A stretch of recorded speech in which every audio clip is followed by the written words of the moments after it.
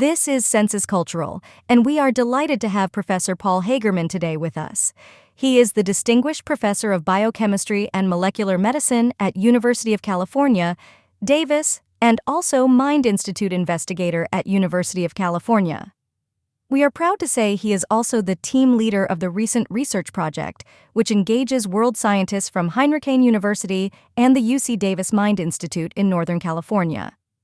This research promises groundbreaking treatments for autism and other important degenerative disorders. It is called gene engineering, approaches to the treatment of fragile X-associated neurodevelopment and neurodegenerative disorders, including autism. We are very pleased to welcome Professor Paul Hagerman. Hi, Professor Hagerman. We are happy to have you today with us. You have helped us launch a research project proposal, Gene Engineering Approaches to the Treatment of Fragile X-associated Neurodevelopment and Neurodegenerative Disorders, including autism. What is the significance of this research project? Why does it matter? So our project targets the leading heritable cause of intellectual disability and autism. So the cause of instability is called, or the disease associated with instability is called Fragile X syndrome, and it is also the leading heritable cause of autism. Also, it's the same gene causes one of the leading forms of neurodegenerative disorder called Fragile X-associated tremor ataxia disorder.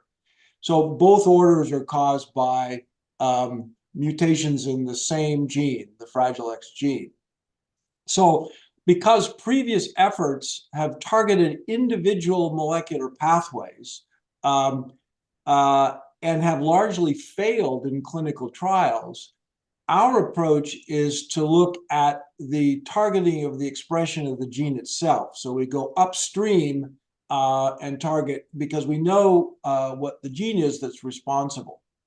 So increasing expression of the gene, doing an engineering project to increase expression of the gene should help to correct the problems associated with Fragile X syndrome and autism.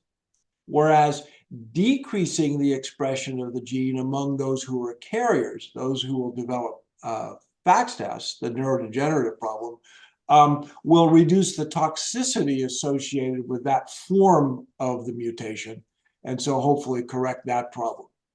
Thus, we would be modifying through genetic engineering the initial triggers of both disorders and of a large subfraction of autism without worrying about the various multiple pathways that may be involved downstream.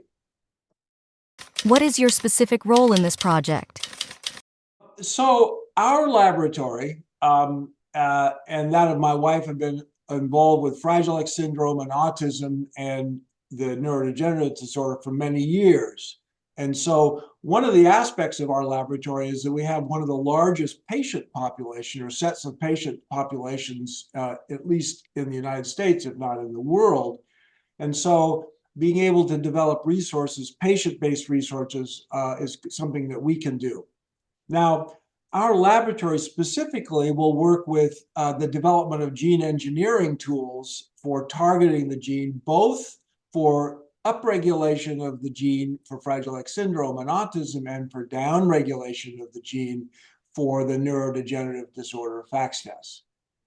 So that's something that we'll do the engineering in our lab. In addition to that, because we have the patients, we have the cell lines, we have the materials for studying this disorder, we will supply cell populations to Dr. Prigioni so he can convert them into neuronal cell lines and organoids for the downstream studies.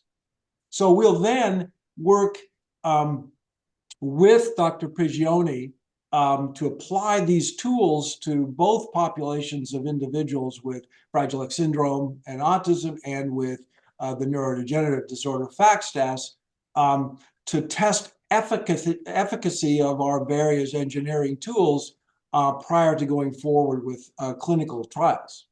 Do you test on animals to build results in this project?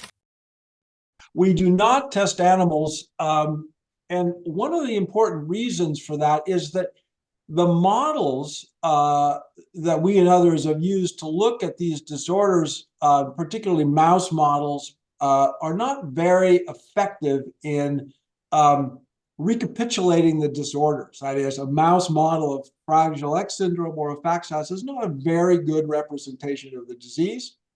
So from a practical standpoint, that's not a good model. But the other thing is, if we can avoid using animal models in doing these studies, that would be great. And recently, the FDA has given permission for the development of drugs for human trials based on completion of trials, satisfactory completion of trials in cell models, or in our instance of organoids, without having to use animal models as an intermediate before human trials. So that's really an exciting development. What opportunities does this project offer in terms of mitigating the impact of neurodevelopmental disorders like autism?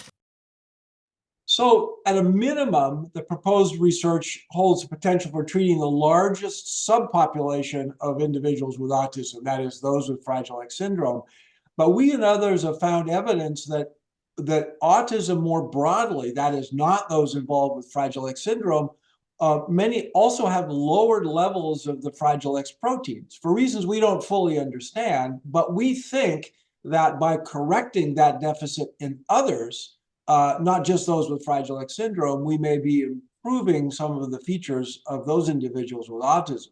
So it holds the potential for treating a broader group of individuals with autism than just those with Fragile X syndrome. So Fragile X syndrome is a great model for understanding autism because it's the leading single gene form of autism. But then beyond this single gene form of autism, we have potential for treating additional cases. Is there anything else that you'd like to add before we end this interview?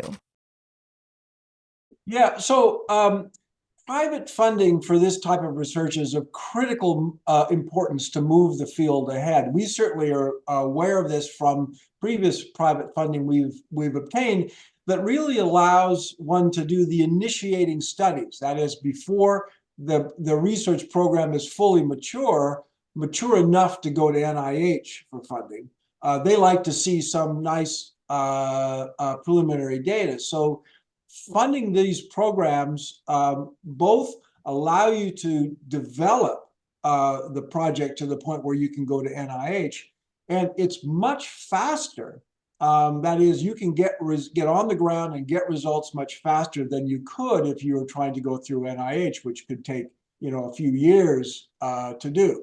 Now, I just want to emphasize the importance of this disorder. Everyone's basically familiar with autism, but I want to make sure that in the Fragile X-related genes, approximately 1 in 200 females and 1 in 500 males in the general population is at risk for developing one of these associated disorders. So that's really huge. So successful outcomes of treatment for Fragile X and the autism associated with Fragile X and the premutation disorder, FACS, have the potential for treating nearly 1 million at-risk individuals in the United States, and perhaps as many as 20 million persons at risk worldwide.